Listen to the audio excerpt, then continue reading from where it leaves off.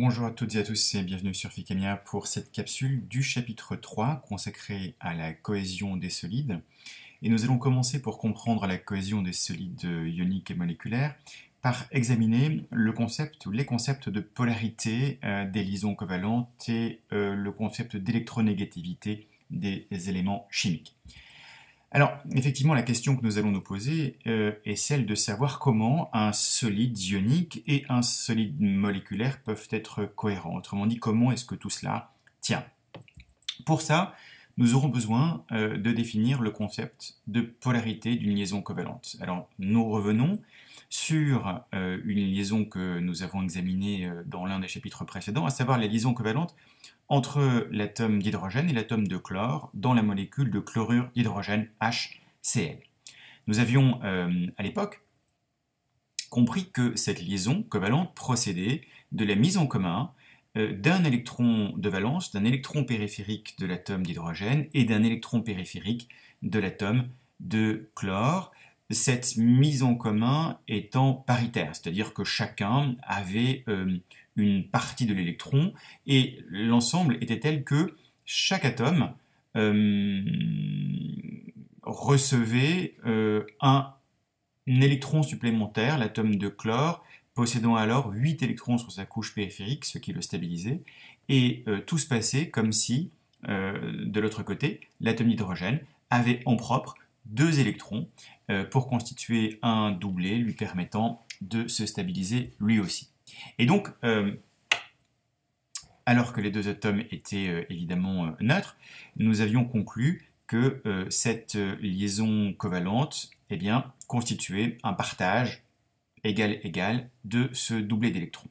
En fait, ce n'est pas tout à fait le cas. Ce qui se passe en réalité, c'est que le doublet de liaison covalente n'est pas équitablement réparti ou également réparti entre les deux atomes et que pour le coup, l'atome de chlore va tirer un tout petit peu plus la couverture électronique à lui, ce qui va polariser la liaison covalente. Autrement dit, on va dire qu'une liaison covalente est polarisée dans la mesure où le nuage électronique associé à ce doublet d'électrons partagé n'est pas équitablement réparti entre les deux atomes qui engagent cette liaison covalente. Alors, la conséquence de cela va être que globalement, autour de l'atome d'hydrogène, il va y avoir une déperdition partielle de charge, ce qui va se traduire par une charge partielle positive que l'on va noter plus delta. Alors que sur l'atome de chlore, autour de l'atome de chlore, va exister une charge partielle négative que l'on va appeler moins delta. Bien sûr, l'ensemble de la molécule va rester neutre, c'est simplement la répartition de ce doublet d'électrons de valence qui va faire que, il y aura une surcharge négative sur l'atome de chlore et une décharge positive sur l'atome d'hydrogène, ces deux charges partielles s'annulant au total pour l'ensemble de la molécule. Notons que le petit delta est une fraction de la charge élémentaire qui est celle de l'électron. Alors, d'où vient le fait que l'atome de chlore va avoir une plus grosse tendance à attirer la couverture électronique covalente à lui par rapport à l'atome d'hydrogène? Eh bien, pour cela, nous allons devoir introduire et parler d'une grandeur qui a été travaillée par un immense chimiste du XXe siècle, Linus Pauling, qui a défini l'électronégativité comme la capacité d'un atome à attirer les électrons de la liaison. Autrement dit, un atome sera plus électronégatif qu'un autre s'il attire plus les électrons du doublet liant que son voisin. Et donc, c'est comme cela que l'on va comprendre que l'atome de chlore, parce qu'il est plus électronégatif que l'atome d'hydrogène, va au final, dans la liaison covalente HCl, plus attirer les électrons du doublet et donc porter une charge partielle négative, contrairement à l'hydrogène qui va se départir d'une partie de l'électron de valence pour porter une charge partielle positive. Et donc cette électronégativité, Linus Pauling, eh bien, la calculer de façon relative pour les éléments les uns par rapport aux autres. Et vous voyez sur cette carte l'évolution des électronégativités des différents éléments. Évidemment, rien à savoir par cœur ici. On vous donnera toutes les électronégativités dont vous avez besoin. Mais sachez simplement que, encore une fois, si vous prenez un couple d'éléments, eh bien, si l'un est plus électronégatif que l'autre, alors il va avoir tendance à plus attirer les électrons du doublet covalent qu'ils vont éventuellement engager l'un vers l'autre. Alors cette échelle d'électronégativité, elle a été définie avec un maximum, le maximum étant pour l'atome de fluor et le minimum pour le francium ou le césium totalement en bas à gauche. Et vous voyez d'ailleurs l'évolution de cette grandeur, de cette électronégativité sur l'ensemble du tableau périodique. On peut dire qu'elle augmente au fur et à mesure de la période et que, au contraire, elle va continuer à augmenter au fur et à mesure de la série. Alors, maintenant, parlons et revenons sur le concept de polarité d'une liaison covalente. Si vous prenez deux atomes identiques, évidemment, ils vont avoir la même électronégativité, et donc, la liaison qui va s'engager entre eux, la liaison covalente qui va s'engager entre eux, va être totalement apolaire. Aucune polarité entre ces deux atomes, puisque aucun des deux ne va prendre le dessus sur l'autre en termes d'attirance du nuage électronique. Ça va être le cas donc pour toutes les molécules diatomiques comme H2, le dihydrogène, le dichlore Cl2 ou le dioxygène O2.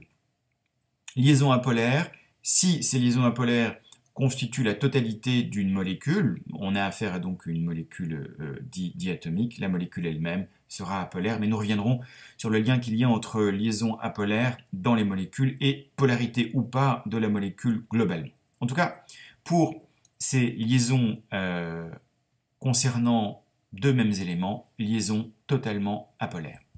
Par contre, si vous avez deux éléments chimiques qui possèdent des électronégativités différentes, alors la liaison covalente qui va s'engager entre eux va posséder une polarité. Nous venons de le voir dans le cas de la liaison HCl. L'atome de chlore est plus électronégatif que l'atome d'hydrogène et donc va porter une charge partielle négative, contrairement à l'atome d'hydrogène. C'est le cas aussi pour la liaison HO.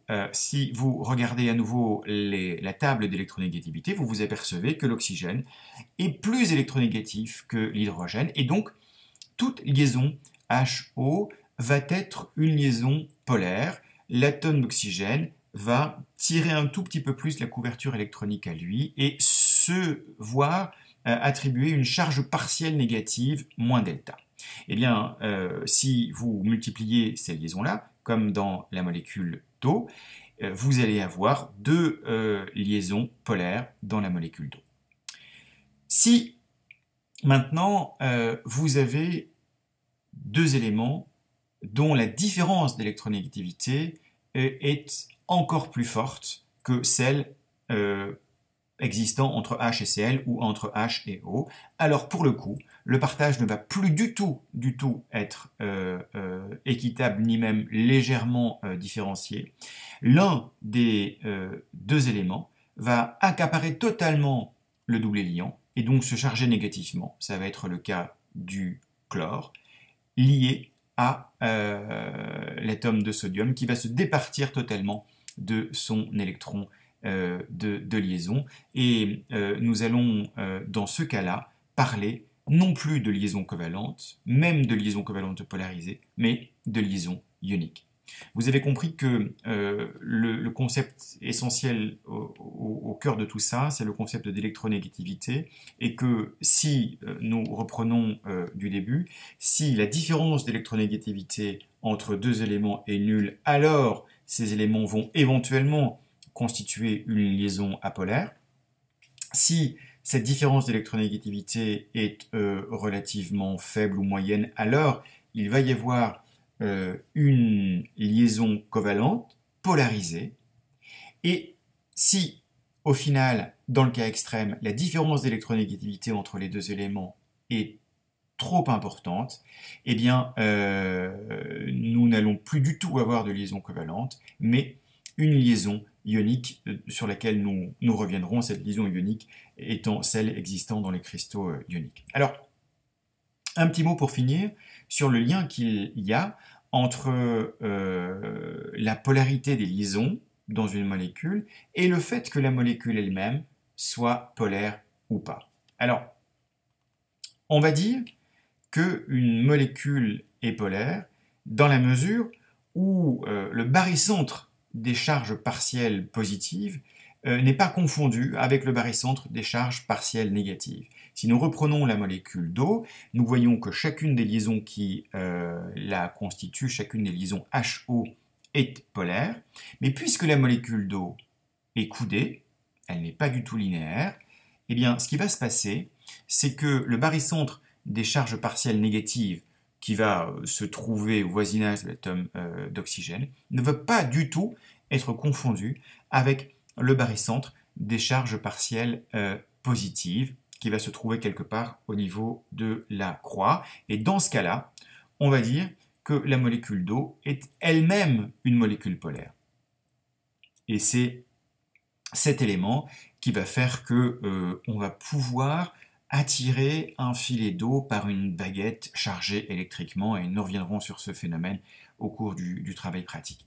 Par contre, si nous examinons la molécule de dioxyde de carbone, CO2, il va y avoir une polarisation de chacune des doubles liaisons OC, CO, mais puisque la molécule de dioxyde de carbone est symétrique, elle est linéaire, eh bien, vous n'avez pas de mal à comprendre que le barycentre des charges partielles positives qui va se trouver au niveau de l'atome de carbone va se trouver, lui aussi, être confondu avec le barycentre des charges partielles négatives.